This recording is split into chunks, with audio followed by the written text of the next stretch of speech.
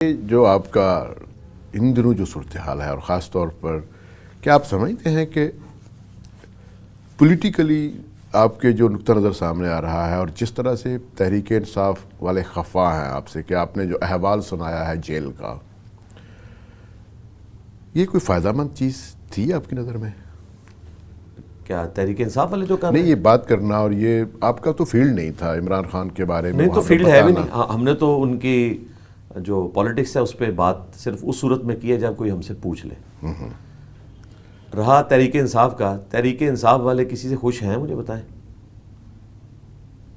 شیر افضل مروت صاحب نے فرنٹ سے لیڈ کیا، ان کو آج وہ کیا کہتے ہیں؟ ٹھیک ہے، مجھے ایک بندہ بتائیں جس سے وہ خوش ہیں. بیرسٹر گور صاحب جو اس وقت آفیشلی ان کے چیئرمین ہیں، ان کے اوپر کیا غداری کا الزام نہیں لگاتے؟ یہ بیسیکلی ایک ایسا کلٹ پروڈیوس ہوا ہے، میں سمجھتا ہوں جس میں ینگ جنریشن جو ہے وہ لیک آف نالج کی وجہ سے انوالو ہو گئی، اور انہوں نے ایسے نظریات بنا لیے ہیں کہ وہ اختلاف رائے کو اس دشمنی پہ لے جاتے ہیں کہ وہ کہتے ہیں کہ ہم سے جو بھی ٹکرائے گا ہم اسے بالکل فارغ کریں گے. تو انہوں نے میرے بارے میں یہ گمان کیا کہ میں قاسم علی شاہ ہوں یا کوئی اور ہوں. بھئی ہم نے اپنی آڈینس ارن کی ہے، اور تمہارے جو لیڈر ہیں ان کی لیگیسی جو ہے وہ پولیٹیکل لیگیسی ہے، اور وہ اس وقت تک ہے جب تک کہ وہ دنیا میں موجود ہیں. اللہ تعالیٰ ان کو زندگی دے اور خیریت سے باہر بھی آ جائیں. ان کی لیگیسی آگے نہیں چلنے والی. جو دین کی لیگیسی ہوتی ہے نا وہ آگے چلتی ہے، چاہے کوئی اولاد بھی نہ ہو. آج مولانا مودودی کی اولاد نے ان کی لیگیسی نہیں چلائی ہوئی ہے، ان کی اپنی کنٹریبیوشن ہے. ڈاکٹر اسرار صاحب کی اپنی کنٹریبیوشن ہے دین کے لیے. تو دین کی لیگیسی بالکل ڈیفرنٹ ہوتی ہے. یہ پہلا موقع نہیں ہے، یہ سٹارٹ سے ایسے ہی کر رہے ہیں کہ جہاں کہ ان کو کوئی اختلاف ہوتا ہے تو یہ ایسا کرنے کی کوشش کرتے ہیں. تو ہمیں تو اس کی بالکل پرواہ نہیں ہے. رہا یہ سیاست والا معاملہ، اس میں میں تھوڑا سا آپ کو انپٹ دے دوں. تحریک انصاف کے لوگوں کا دورہ معیار آپ یہاں سے اندازہ لگائیں کہ جب عمران خان صاحب پرائم منسٹر تھے اور UN میں انہوں نے جا کے تقریر کی، اس وقت میں نے ان کے حق میں ایک ویڈیو ریکارڈ کروائی. وہ ان کے حق میں نہیں تھی. مجھے خوشی ہوئی کہ ہمارے پرائم منسٹر نے اسلام کا مقدمہ لڑا. لاکھوں لوگوں نے وہ ویڈیو دیکھی. اس وقت مجھے کسی PTI کے سپورٹر نے، نہ ہمارے اپنے ٹیم ممبرز میں سے نہ باہر جو بیٹھے ہوئے ہیں ان میں سے، یہ مشورہ نہیں دیا کہ آپ سیاست میں کیوں لچ فرائی کر رہے ہیں، کیونکہ ان کے مہاتما کی فیور میں بات ہو رہی تھی. اس کے بعد مہاتما صاحب کے اوپر گستاخ صحابہ کا فتویٰ لگا. میں نے فرنٹ سے لیڈ کیا کہ یہ گستاخی نہیں ہے.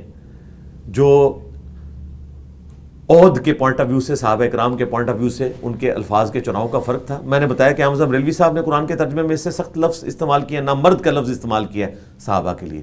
اس وقت ساری PTI بغلیں بجا رہی تھی. اس وقت ان کو خیال نہیں آیا کہ ایک پولیٹیکل لیڈر جو پرائم منسٹر ہے، آپ کا کیا کام ہے کہ آپ پالیٹکس میں لچ فرائی کریں. تو اس وقت ان کو یہ سمجھ آ رہی تھی کہ یہ دینی مسئلہ ڈسکس ہو رہا ہے. تو بھائی جب آپ کے لیڈر کو کنٹینر کے اوپر پیچھے سے قاسم سوری صاحب کہیں کہ حضرت مذہبی ٹچ دیں، تو کیا یہ دینی مسئلہ نہیں ہے؟ تو پھر میں بولوں گا نا کہ مذہب کو اپنے ٹچ کے لیے استعمال نہ کرو. اس وقت چونکہ ان کے خلاف بات جا رہی تھی تو ان کو وہی باتیں برا لگنا شروع ہو گئی. تو انہوں نے یہ سمجھا تھا کہ ہم ان کے فیم کے ڈر کی وجہ سے یا ان کے ٹرولنگ کی ڈر کی وجہ سے پیچھے ہٹ جائیں گے. بھئی پیچھے ہٹنا ہوگا تو ISPR وہ ہٹے یا کوئی سیاسی جماعت ہٹے. ہم نے کیوں پیچھے ہٹنا ہے بھائی؟ ہماری لیگیسی تو آپ کی لیگیسی بہت بڑی ہے اور ہم نے یہ ارن کی ہے، اور ہم ونریبل ہیں ان جماعتوں کے ہاتھوں جو لوگوں کو قتل کر دیتے ہیں. آپ تو برگر کھانے والے لوگوں زیادہ زیادہ گالیاں نکالو گے. تو میں نے تو ان سے ٹکر لی ہوئی ہے کہ جنہوں نے میرے اوپر 9 قاتلانہ حملے کروائے، اور 10واں یہ کروایا جو سب سے بڑا، میرے سر میں گولی ماری 295C لگا کے. تو میں ان سے کوئی خائف نہیں ہوں. ہاں، ان کو ہمیشہ نقصان ہوا. 2023 میں انہوں نے میرے خلاف ٹرینڈ چلایا، اللہ کا شکر ہے ہماری ویورشپ اور بڑھ گئی. 2024 میں چلایا اور ہمیں فائدہ ہوا. 2025 میں یہ کام کیا انہوں نے اور فائدہ ہوگا. اصول اور مبادی کے اوپر بات کریں، اور اگر ان کا اصول اور مبادی وقت کے ساتھ چینج ہوتا ہے، یعنی کہ یو ٹرن لیتے ہیں یہ، تو پھر ان کا تو کوئی علاج نہیں ہے. اگر اس زمانے میں وہ حلال تھی گفتگو سیاست پہ کہ جب آپ کے مہاتما کو فائدہ پہنچ رہا تھا، تو آج بھی حلال ہے. اور اگر اس وقت حرام تھی تو آج بھی حرام ہے. اور میں نے جو پہلا بیانیہ دیا 21 دسمبر 2025 کو 2 گھنٹے کی ویڈیو میں، جیل کا کوئی ذکر ہی نہیں ہے.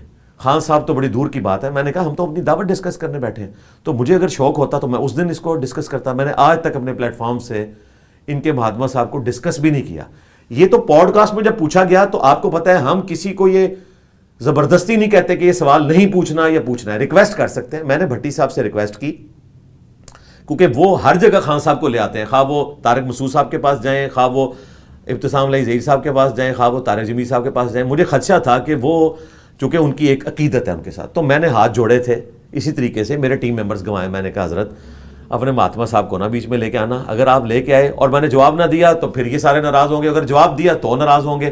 تو مسکرا پڑے، کہتے ہیں نہیں تھوڑا سا آپ نے ضرور ٹچ دینا ہے. ویسے میں ان کیمرہ انہیں بتا چکا تھا اپنے ٹیم ممبرز کو. تو میں نے 6 تاریخ کو میں گھر واپس آ گیا تھا اور آلموسٹ 9 یا 10 تاریخ کو میں نے 25-30 بندوں کو بتا دیا تھا کہ یہ جیل میں خان صاحب کی صورتحال تھی. کیونکہ ہمارے ٹیم ممبرز میں پی ٹی آئی کے لوگ بھی ہیں، نون لیگ سے بھی تعلق رکھنے والے ہیں، جماعت اسلامی سے بھی تعلق رکھنے والے ہیں، پیپلز پارٹی کو بھی پسند کرنے والے لوگ ہیں.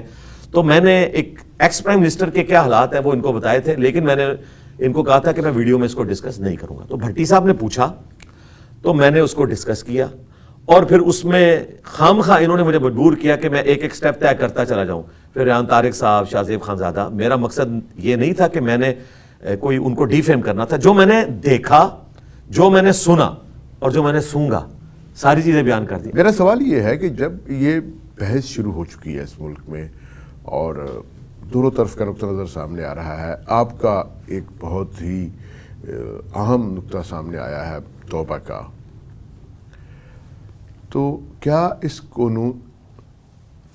قانون کی موجودگی میں، اس کو موجود رکھتے ہوئے یہ اضافہ نہیں ہو سکتا کہ جو شخص کسی پر توہین کا جھوٹا الزام لگاتا ہے اس کو بھی وہی سزا دی جائے جو اس جرم کے تحت خدا نخواستہ ثابت ہونے کی صورت میں مجرم کو ملنی تھی؟ تو میں سمجھتا ہوں کیونکہ ہمارے سامنے جو کوائف آتے ہیں اور ہم نے جو دیکھا ہے، سیالکوٹ میں پریانتا کمار مارا گیا، مردان یونیورسٹی میں مشال خان کے ساتھ کیا ہوا، اس کے بعد ہم نے دیکھا سوات میں دیکھا ابھی 2024 میں ایک سیاح کے ساتھ، بیچارے کے ساتھ عمرکوٹ سندھ میں ہوا، کوئٹہ میں ہوا. پھر اس کے علاوہ ہم جب تھوڑا پیچھے جائیں تو ہم دیکھتے ہیں کہ گجرانوالہ میں حافظ فاروق سجاد جو ایک جماعت اسلامی کا ممبر تھا، حافظ قرآن تھا. یہ کس سال کی بات ہے؟ ہم اس وقت میرے خیال ہے اسکول لائف میں تھے. یہ جون 1995 کی بات ہے. ہاں بالکل.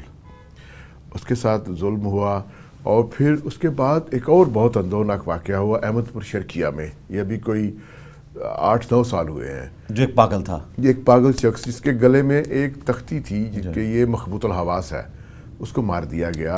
اور اس میں جو سب سے خوفناک جو صورتحال تھی وہ یہ تھی انجینئر صاحب کہ جب اس شخص کو پولیس کی حراست سے چھڑایا جا رہا تھا تو پولیس تھانے کے ساتھ پولیس ملازمین کی رہائش گاہیں تھیں، ان کو آگ لگائی گئی. ایک پولیس ملازم ایسا تھا جس کا بیان موجود ہے کہ جس کی 2 بیٹیوں کی شادی تھی اور اس نے اپنی 2 بیٹیوں کے لیے قرآن پاک کے 2 نسخے اپنے گھر میں رکھے ہوئے تھے جہیز میں دینے کے لیے. وہ جل گئے. یہ ہو رہی ہے جی اسلام کی خدمت. ایک پاگل شخص جس کو شریعت معاف کر دیتی ہے اس کو سزا دینے کے لیے ایک عقل مند اور ہوش یافتہ جو ہجوم ہے اس نے قرآن پاک کے 2 نسخے جلا دیے. کسی کو سزا نہیں ہوئی. بہت سے لوگوں پر فرض جرم عائد کی گئی، لیکن چونکہ ہمارا جو قانون ہے وہ اس طرح حرکت میں نہیں آتا جیسے تحریر ہوتا ہے، بہت سے لوگ اس میں بچ گئے. ایک آدمی مارا گیا. بہت سے لوگ ہمارے میں سمجھتا ہوں تاریخ پر بہت برے داغ ہیں کہ ہم نے مہمانوں کو یہاں پر مارا ہے، پریانتا کمار جیسے شخص کو مارا ہے، کچھ بھی کسی کو سزا نہیں ملی. تو کیا آپ سمجھتے ہیں کہ واقعی اگر ایسے گروہوں کی، ایسے لوگوں کی آپ نے حوصلہ شکنی کرنی ہے تو ایسی سزا ہونی چاہیے کہ جو غلط الزام لگانے والا ہے اس پر صرف 182-83 کے تحت ہی مقدمہ نہ ہو اور کل اس کی ضمانت ہو جائے، اس کو بھی وہی سزا ملے؟ جی بالکل، میں آپ کے ساتھ ہوں. اس سے شدید سزا ہونی چاہیے، تبھی ڈیٹرنس ہوگی، ادروائز نہیں ہوگی. اسلامک جو سزائیں ہیں ان کے اوپر یہ اعتراض کیا جاتا ہے اتنی سخت ہیں، لیکن یہ ڈیٹرنس کے لیے. قرآن میں آیا کہ جب بدکار مرد و عورت کو 100 کوڑوں کی سزا دی جائے، سورۃ النور میں آیا، تو مسلمانوں کا ایک گروہ اسے ویٹ کرے گا تاکہ باقیوں کے لیے ڈیٹرنس بنے. اسلامی سزائیں اسی لیے سخت ہیں کہ یہ چاند ایک کو سزا ہوگی، باقی ایشو خود بخود ایڈریس ہو جائے گا اور اس کو آپ نے پبلکلی کرنا ہے تاکہ ڈیٹرنس ہو. سعودی عرب میں ڈیٹرنس ہوتی ہے، اسی وجہ سے آپ دیکھیں وہاں آپ کو کرائم ریٹ دنیا میں سب سے نیچے نظر آئے گا.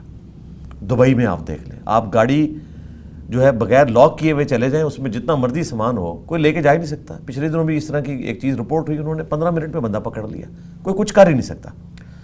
اب آج پاکستان کی طرف آپ نے جتنے کیسز بتائے ان میں سے میجورٹی کیسز پہ الگ الگ میں نے سنڈے کی ویڈیوز بنائی تھی اسی وقت، اور میں اس وقت سے آواز بلند کر رہا ہوں، بلکہ مجھے شاید اسی کی سزا مولوی دینا چاہتے تھے کہ میں اپنی آواز کو بند کر دوں۔ یہ میں نکل کے تو زیادہ میرا سافٹ ویئر اپ ڈیٹ نہیں ہوا، اپ گریڈ ہو گیا۔ تو بات تو میں پہلے سے کر رہا ہوں کہ آپ نے نمک حراموں کے مزار بنائے ہوئے ہیں۔ اللہ کا شکر ہے کہ وہ جو پنڈی میں مزار تھا اسے سیل کر دیا گیا، جس نے اسیسینیٹ کیا تھا ایکس گورنر کو، وہ سیل ہو چکا ہوا ہے۔ یہ بارکو میں ہے جی جی بالکل سیل ہے۔ تو اللہ کا شکر ہے کہ ہماری آواز پہنچ رہی ہے، اور جو ہم نے آواز بلند کی تھی اس کے ثمرات نظر آنا شروع ہو گئے۔ یہ آپ سزا والی جو بات کر رہے ہیں، اگر یہ معاملہ ہوا آمدہ سے کوئی ایف آئی آر نہیں کسی پہ توہین مذہب کی کٹوائے گا، آپ کی بات بالکل دوسرا ہے۔ ہمیں بھی لوگ مشورہ دے رہے ہیں جی کریں، میں نے ان کو کہا میں نے اپنی ذات کے لیے تو معاف کر دیا، لیکن دین کو جو نقصان ہوا ہے وہ میں رسول اللہ صلی اللہ علیہ وآلہ وسلم کے قدموں میں ہی پکڑوں گا تمہیں حوض کوثر کے اوپر۔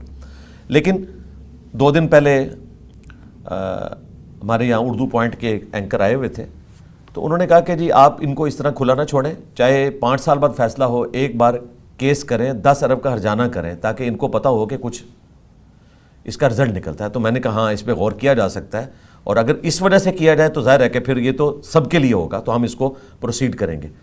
پھر میں نے 4 سٹیجز کے اوپر ایک بیانیہ پیش کیا ہے کہ آپ نے اگر کسی پہ توہین مذہب کا الزام لگتا ہے تو اس کو لے کے کیسے چلنا ہے۔ یہ نہیں کہ ایف آئی آر کاٹ دیں، پاکستان میں تو ایف آئی آر کا مطلب یہ ہے کہ اس نے جرم کر دیا، فرسٹ انفارمیشن رپورٹ ہوتی ہے۔ 3 دن پہلے میں نے آپ کو بتایا کہ جی وہ صرف اس نے بیلٹ پیپر پھاڑا ہے جس پہ محمد لکھا ہوا تھا، انہوں نے کہا جی ہمارے دل دکھ گئے ہیں، اور دل ان کے دکھے ہیں جن کو نہ وضو کا طریقہ آتا ہے، نہ غسل کا طریقہ آتا ہے، نہ نماز پڑھنی آتی ہے، اور ان کے دل دکھے ہوئے ہیں۔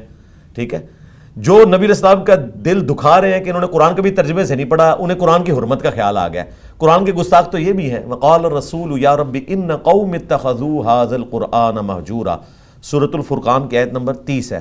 قیامت کے دن رسول اللہ شکایت کریں گے کہ میری امت نے قرآن کو پیٹھ کے پیچھے ڈال دیا تھا۔ وہ پیٹھ کے پیچھے ڈالنا فزیکل نہیں ہے، تعلیمات کی روح گردانی۔ ہم جھوٹ بول رہے ہیں، اس سے قرآن کی توہین نہیں ہو رہی۔ ہم سود کھا رہے ہیں، اس سے قرآن کی توہین نہیں ہو رہی۔